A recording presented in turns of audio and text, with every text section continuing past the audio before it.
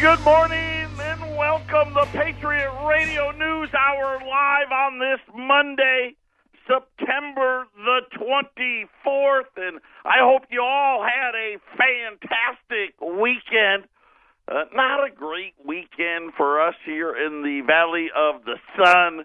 The Diamondbacks continued their collapse. I guess they're out now. The Rockies swept them. ASU lost to Washington. I'm not even going to talk about that other team. Can hardly call it that. They lost as well. On the other side, Tiger Woods.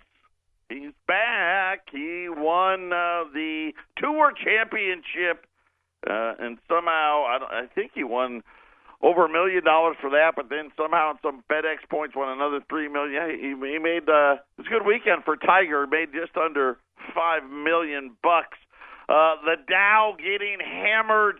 You know, last week, I know that some people don't like when I just use common sense, but I told you all, I don't want to pat myself on the back, give myself a self-high five, that the trade war was not getting better. It was actually getting worse, even though last week, if you wanted to believe the idiots and the morons that trade the stock market, it was de-escalating.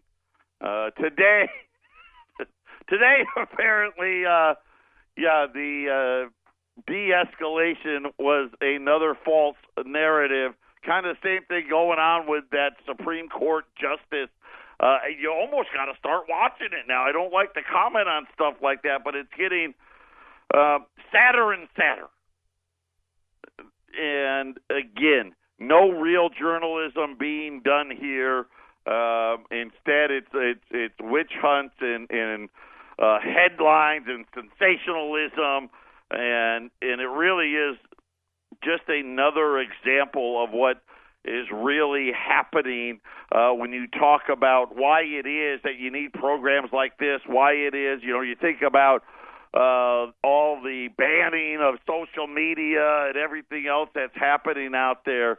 Everybody has lost their living minds. By the way, gold's reclaimed 1,200. Silver continues its march higher. Look out for crude oil. Up another $1.66, $72.50. Brent crude breaking through $80 a barrel. We are about a week away from sanctions on Iranian oil. We'll have to see, but it looks like, I think the key to that deal is going to be India. China's already said, hey, we don't care what you do, we're buying it. Turkey, same thing. India, the other big buyer, and really it's China, India, and then Turkey and Iraq are the big buyers for Iranian crude. But if India tries to go along, which at least for today, they can't not buy some, right? The problem is they buy so much, they can't not buy it by any.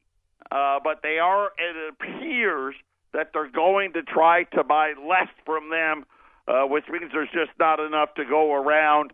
Could we see $80 a barrel in NYMEX? Yes. Could we see something worse? It just depends. 800-951-0592 is the toll-free number. The website at allamericangold.com. As we reminded you last week, Wendy's in the shipping room. She is chained to the shipping table. We are doing the metals plans a little early this month. She is actually going to be – she's got a big trip planned. She was actually telling me the trip that she's going on, and, I guess that's what you do. She is going to visit places that, are off the beaten trail in Colorado, in New Mexico, Utah, Arizona. Oh, she heard me. She's in here. What? I said they're off the beaten trail. I'm going to Durango, Colorado. All right, that's probably the least of the beaten trail. That Durango's a touristy place. We're going to be there Thursday, John and I, in Durango, and then any of our clients live there, so let me know. We can get together. And then we're going to go to Farmington, New Mexico. Where? Nobody lives there. Yeah, right, right. Nobody lives in Farmington, so... But you're going. We're going. Is there something there? The Four Corners. Oh, that's why you're going. Where the states meet. That's where it is. I didn't know. Yeah. Because why go there? But there's this one little spot, right, where it's Arizona, New Mexico, Utah, and Wyoming. Is it Nevada? I don't know. I just know it's the Four Corners. But anyway. Wow. So I'm leaving Wednesday. We're not good at geography, apparently. No. So I'm chained in the back because I really want to get you guys metal plans out before I leave. So that's about it. Yeah, she was actually annoying the you-know-what out of me about it. Yes. So Yes. Yes, so anyway, we are going to, by the way, the other fourth corner was Colorado. Utah, Arizona, and I'm going to say New Mexico. So I apologize for not knowing that it was Colorado. I didn't know either. But anyway, that's about it. I have to go back and be a slave now. Bye. Okay, there you go. So the metals program, again, look, it's going to be a week early this go-around. And we're going to make the attempt. We're attempting to have them all done this week. There may be a straggler or two. If that is the case, you'll have to wait a week when Wendy gets back. If you don't know what we're talking about, go out to allamericangold.com. Read about our metals program. It's the best in the business. Patriot Radio News Hour. We'll be back after the break. 800-951-0592. That is our toll-free number. The big news, I guess, if you will, driving the markets. The Dow's down 190 points right now.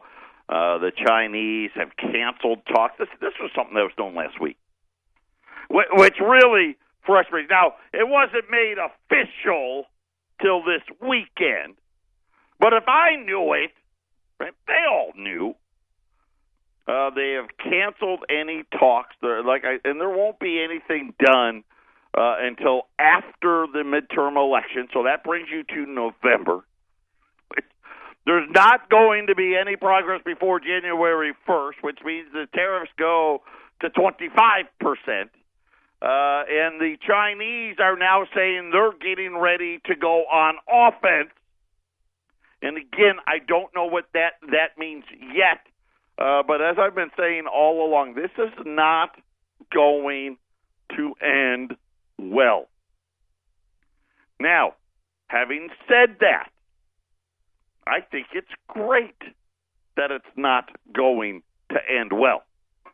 Because as I've been saying for the last week and a half now, this isn't about American workers. This is about, again, more handouts to big business.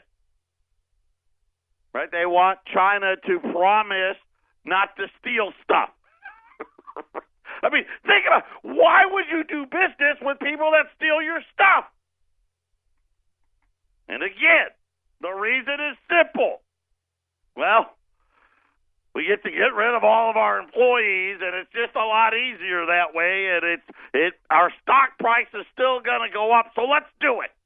I mean, that's what they've done, and now we're supposed to do something about it. Listen, if you don't want them to steal your stuff, don't go over there. Pretty simple. Right? I think I just solved the problem. But they want to go there. See, and they want the Chinese to promise not to do bad things. And they want to be able to employ the Chinese people to help them develop even newer stuff. So if the trade war goes on, then maybe we will get jobs here.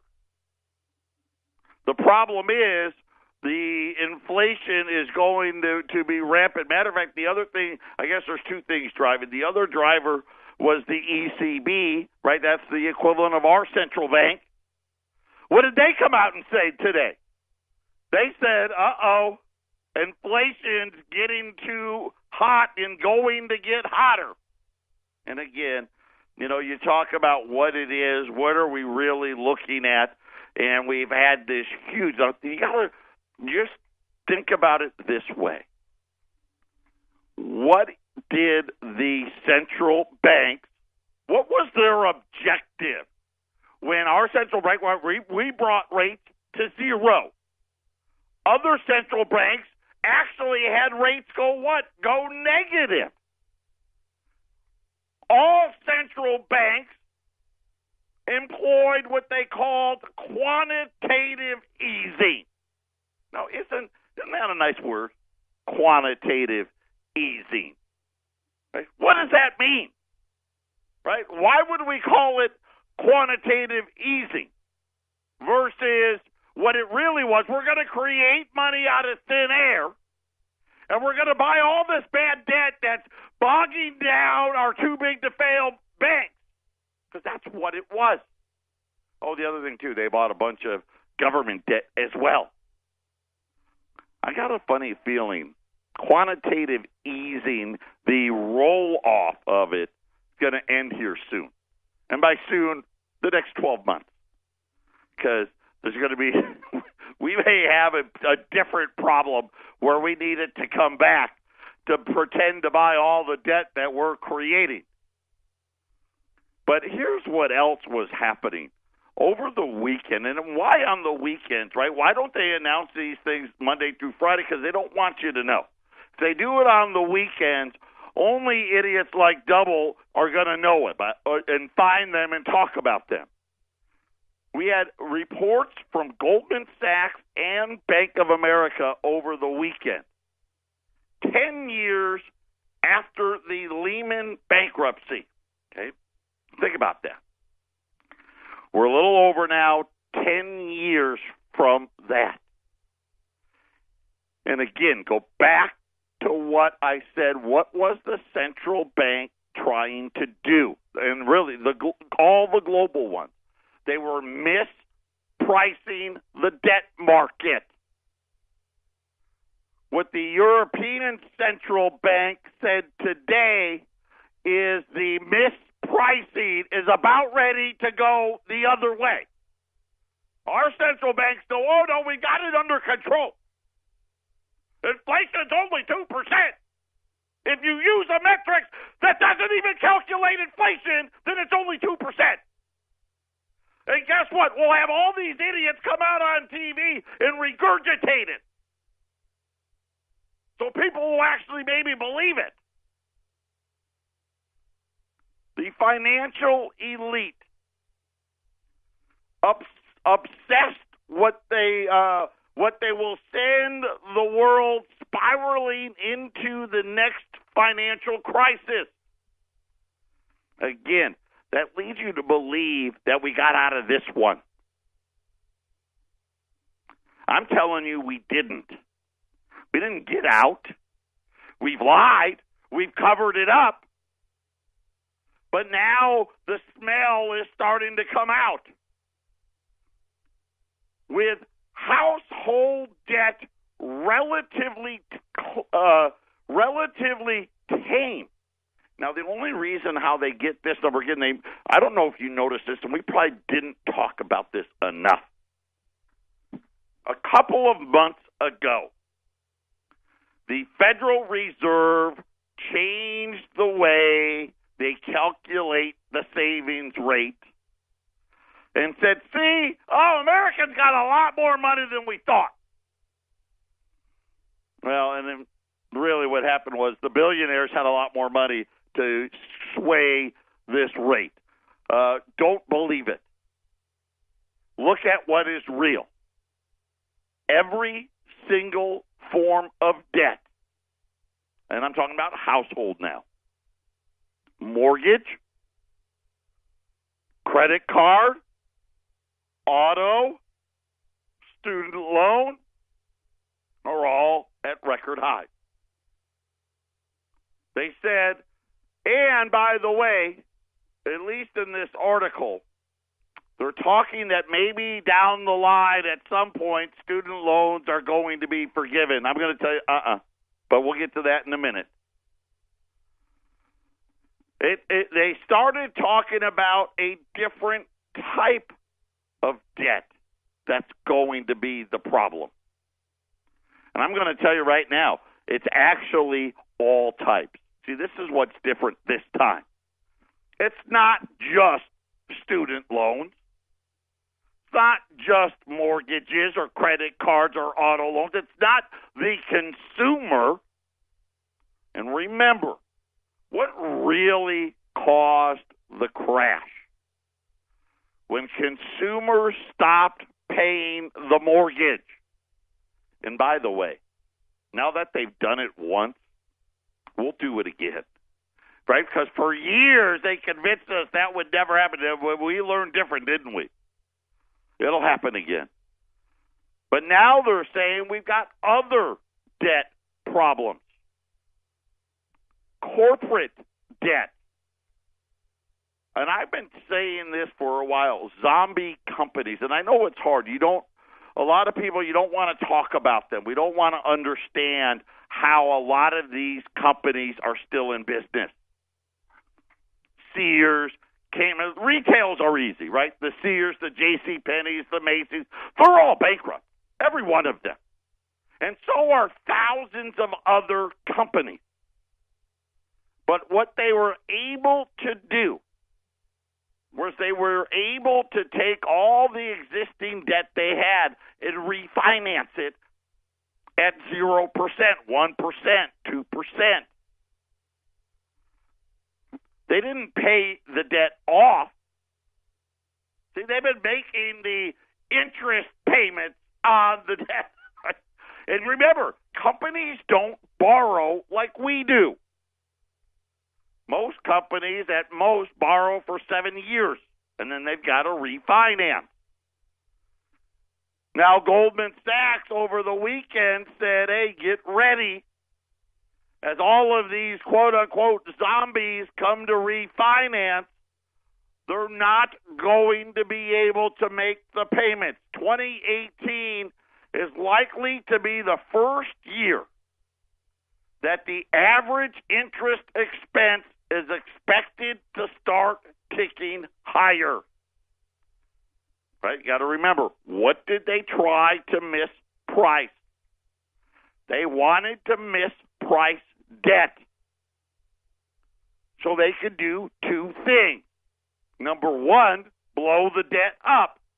By the way, we hit $21.5 trillion today. Congratulations. August 1st, the deficit was 21.17. It's now at 21.5. You can do math. We're going to add $400 billion in 2 months. And it's only going to get worse. So they mispriced this debt, and it made bankrupt companies appear to be solvent. It made barely solvent companies look like they were doing okay. And it made okay companies look like they were doing what? Great. And the few great companies that were out there made them look fantastic.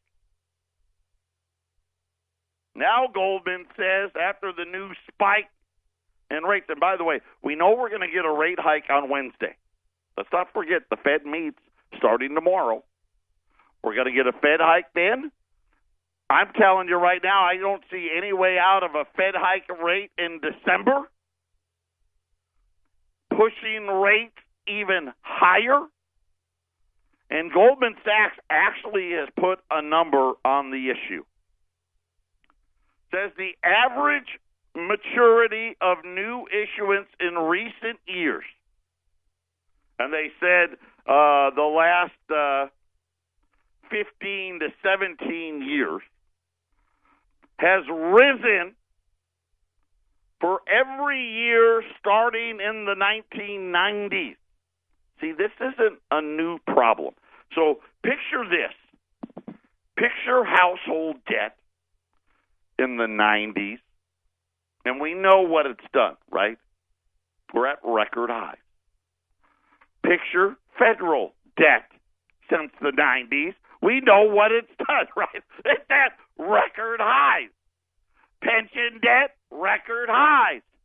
Corporate debt, record highs. So this has been a huge blowing of a bubble. But here's what Goldman said has happened in the last 10 years. Skyrocketing. To the point that they said as rates catch up, the overall increase in the debt is going to be astronomical. And according to the bank's best estimate, by the way, give it 6 more months and we'll see what the estimate is. But we'll start with this one. $1.3 trillion of debt from our non-financial coverage. Okay, so take the banks out. Take out any of the Wall Street players. This is non-financial debt. Is going to be maturing in 2019 and 2020 that will not be repaid. Patriot Radio News Hour. We'll be back after the break. This is the Phyllis Schlafly Report, a daily broadcast from Phyllis Schlafly Eagles, a national volunteer organization founded by Phyllis Schlafly and continuing to uphold her legacy by honoring family values, opposing radical feminism, and representing a conservative perspective in our nation's capital. Now, the president of Phyllis Schlafly Eagles, Ed Martin. If you were to talk to any financial advisor, they would tell you that high-stakes gambling is not the best road to financial success. Likewise, any legal scholar worth their salt will tell you that gambling our Constitution with an Article 5 constitutional convention is a risky way to try to fix the problems facing our nation. Article 5 of the Constitution says that amendments can be ratified by the states after going through Congress or a constitutional convention called by Congress. The convention method is completely untested, and not even the most ardent supporter of it can say that there is not a chance for it to go horribly wrong. That is why Phyllis Schlafly compared the convention method to playing a game of Russian roulette. There is only one safe bet when it comes to this untested clause of the Constitution. There is no doubt that the Supreme Court will get involved. The most basic function of the High Court is to judge cases on their constitutionality. If we were to exercise an untested clause today, who could honestly think that the court wouldn't be dragged into it? Let's get real. This is America. Somebody is going to sue somebody, and it will end up in the Supreme Court. Just look at the Trump administration. Our president can't eat a ham sandwich without getting sued for it. If we hold a constitutional convention, there are going to be more lawsuits floating around than there are missing Hillary Clinton emails. When these lawsuits are brought up, the Supreme Court will have a new part of the Constitution to meddle with. We want to curb the powers of the courts, not expand their powers. And that's just one of the reasons to reject any attempt to gamble with our Constitution. After all, to risk our Constitution is to risk the very cornerstone of our republic. Please don't be suckered by the swindlers wanting you to play this dangerous game of Russian roulette. Just stop and ask yourself, how big a chance am I willing to take with our Constitution? This has been the Phyllis Schlafly Report from Phyllis Schlafly Eagles. Can activist judges be stopped, or will they continue to overturn laws with no regard for the Constitution or the will of the people? Connect with us at phyllisschlafly.com to hear alerts on rulings made by never-elected supremacist judges and to share your viewpoint. That's phyllisschlafly.com. Thanks for listening, and join us again for the Phyllis Schlafly Report. 800-951-0592. Gold's at 1201. Silver is at 1433. Our toll-free number, 800-951-0592. What did they think was going to happen? Right? This isn't news. The Federal Reserve knew what these banks were doing. These idiots that go out on TV and tell you about the great rally in stock. they know as well. See, the difference is they know what stocks not to buy. Us, on the other hand, not so lucky, right? That great 401k that they gave us all. Trust me, we'd much rather have the pensions back. But even that isn't going to be enough. Bank of America, again, over the weekend, saying that there's another problem. So think about this. We've got a debt problem for a lot of these bad companies. That Goldman says over the next 2 years, we're going to see a lot more bankruptcies. So essentially, that's what that means. Hey, they're not going to be able to do it. They got to refi the debt, and the interest expense is going to be so much greater. It's going to put these companies out of business. Bank of America says there's another problem. It's called real estate. I've been waiting because I've been saying, none of this makes sense. Apparently now the banks are, it's weird when everyone starts agreeing with me. Existing home sales have peaked. Now here, I'm going to give you a newsflash. They peaked last year. but don't, they're getting there now. They're willing to find, okay. Well, okay. But it's true. They're not coming back. They said that is being reflective of declining affordability. That's a fancy way for saying there's been a lot of inflation in housing and prices are too high. Greater price reduction and deteriorating housing sentiment, in the latest weekly reports, and I don't mean to laugh, but this has been going on for months. But they come out and tell you, oh, no, it's fine. It's an inventory. Remember, it's an inventory problem. And I kept saying, no, it's not. It's a pricing problem. As soon as all these $300,000 homes go to $200,000 and the 200s go to 100, you get the idea, right? The 500s go to 300, it'll be better. The housing market is no longer a tailwind for the economy, but now a headwind. See, now one of the things that was making it okay, and this is why numbers can be deceiving. The price of homes was rising while the sales were falling. But the rise in the price helped offset, obviously, the decline in the sales. In other words, the dollars were still about the same. Even though you sold less, more of them sold for a bigger number, and it kind of skewed it. Now Bank of America is saying we've done the math. Housing is going to be a net negative for GDP. Call your realtor. Bank of America noted in a note to its clients, we are calling it existing home sales have peaked. So if you're looking to sell your house at the top, you may have missed it. They said now the peak was November of 2017. That would have been really helpful. Let's face it.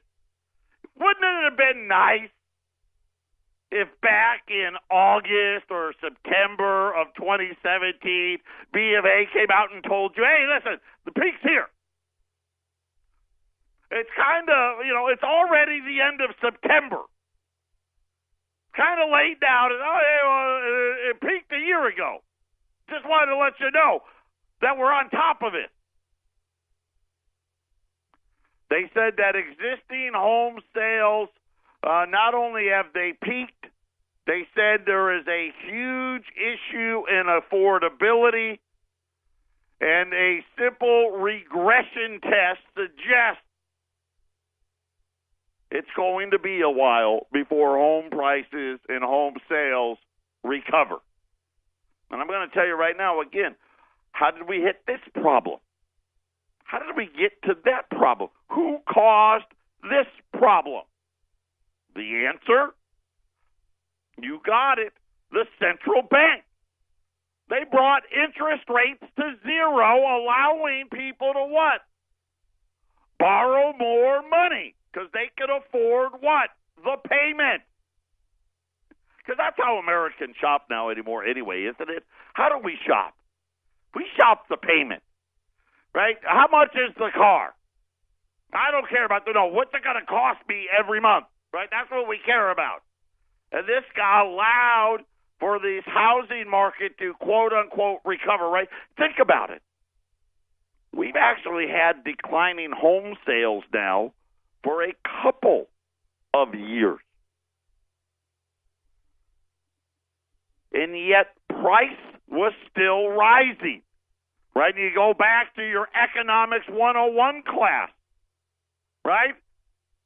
When sales fall, prices fall with it.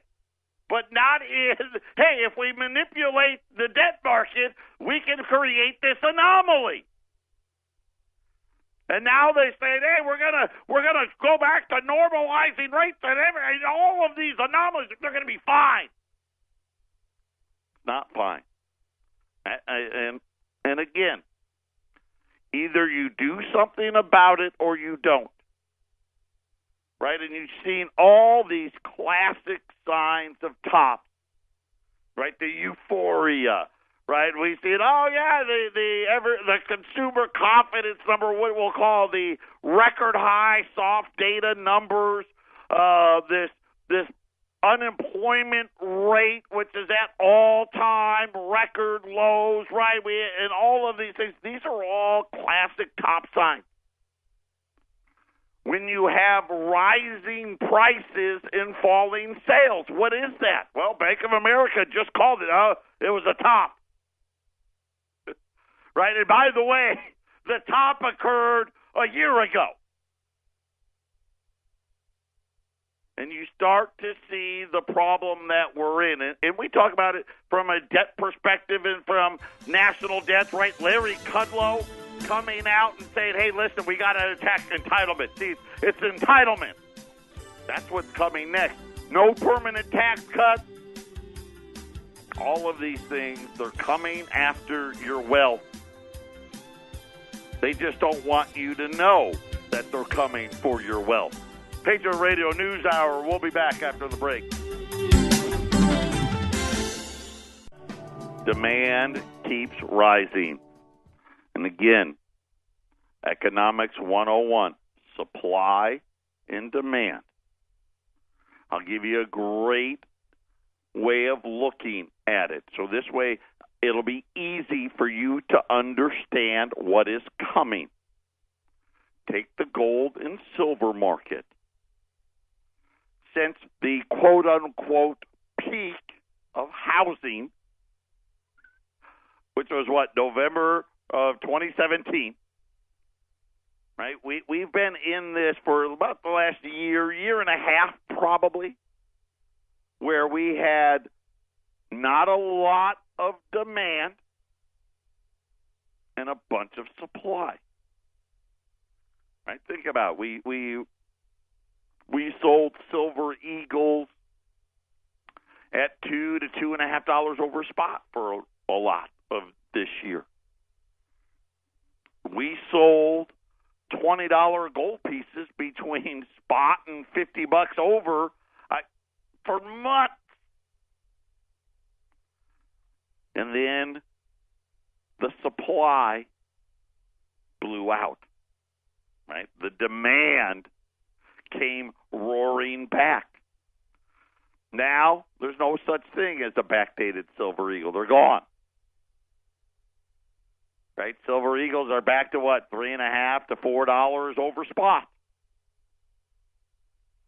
No backdate gold eagles, no backdate 10th-ounce eagles, no backdate anything. Old gold. Every day now, I've got a call just to see if I can sell something. Today, we are in luck. We have XF20s, right? This is one grade below AU. And again, we don't care about grade here. You know that. You want to buy gold for its gold content. We don't care about rare and unusual because most of the guys out there that are talking about rare and unusual, number one, they're not that rare, and two, they're not that unusual. But actual rare and unusuals, they cost millions of dollars, hundreds of thousands of dollars. Listen, they can be great investments if you're a true collector. The vast majority of us, we just want to get some wealth insurance. So we've got, not a ton, but it beats what we've had. We've got 50 of these 20s, and these are Liberties, 1866 to 1907. And again, here at Patriot, you don't pay for what we'll call the collectible premium that the other dealers put on things. Right now, gold's up again, right? Gold's up 5. These are going to be cheaper than our ungraded. Our raw 20s right now are $1,335. Today, these are at $1,310. There's 60 of them available. 800-951-0592. If you're looking for Silver Eagles, we've got them. They're just expensive. And I shouldn't even say expensive. They're just back to where they're probably going to be. They're $360 a roll. Who's been doing the buying? Well, I'm going to tell you one source, central banks. Now, how many times, remember what I tell you, how do you get ready? Look at what the central banks are doing. Forget about mispricing debt, right? We know they're doing that. But what have the central banks been doing since the mispricing of debt began? Because remember, up until the financial crisis, nobody heard of quantitative easing. Nobody even dreamed of bringing interest rates to zero, heaven forbid, going negative. Yet here we are. Central banks have now become one of the biggest players in the gold market. They now control over 10% of total market demand. Right? This isn't buying and selling. No. That's not what they're talking about. They're talking about buying. Now, this wasn't always the case.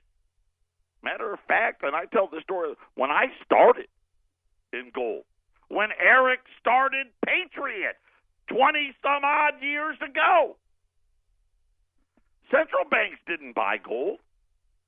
Matter of fact, right? They tell you, no, you shouldn't own any gold, right? We sell gold. 10 years ago, central bankers were main suppliers in the gold markets as they would dump gold into the market, right? Remember, and I tell you about Europe, and they used to sell 500 metric tons a year, every year. Now they don't sell any. Matter of fact, if they don't have their gold in their own country, what do? Hey, give it back to us. Their strategy was to depress the price. Central banks dumped over 2,600 metric tons of gold from 2003 to 2007. Think how idiotic they were. Right? Think about, again, remember, these people have no common sense. They want to believe their own bull. According to the data from the World Gold Council, the central banks over that 4-year period dumped over 600 metric tons of gold on the market every year. Of course, what was gold doing then? Yeah, it doubled in price from about $350 to $700. the last year they sold, I'll let you know that, and then I'll let you know how much they're buying now. 800-951-0592. Final segment on this Monday. Again, U.S. 20s. These are one grade below AU. The $20 Liberty Gold pieces, $1,310 at 800-951-0592. Gold's at $1,201. Silver's at $1,432. The Dow is down a couple hundred points as the de-escalation of the trade war apparently didn't materialize.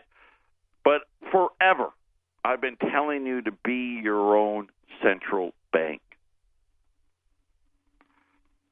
Now I'm going to give you some numbers to back it up.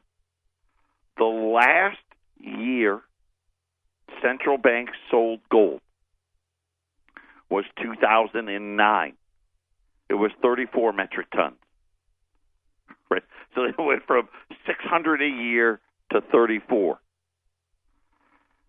Since 2010, central banks have been net buyers every single year. Matter of fact, they've bought 3,700 metric tons. 3,700 metric tons. It doesn't even include this year's total, which, by the way, will push it to about 4,000 metric tons. Central bank central bank purchases do not seem to be relenting, according to the World Gold Council. So far, they've bought 193 metric tons. That was the first half, so this number's a little old. So, and I know already that we're approaching 300 metric tons. 10%, by the way, of all of the gold demand in the world now coming out of these central banks. Now, think about this. What did they used to do? Well, they used to sell gold and buy treasuries. That's what they did. That's what they were doing with the money. It wasn't like they were paying off debt, right? No. They were, quote, unquote, diversifying. They're still diversifying today. Instead of buying treasuries, they're buying gold.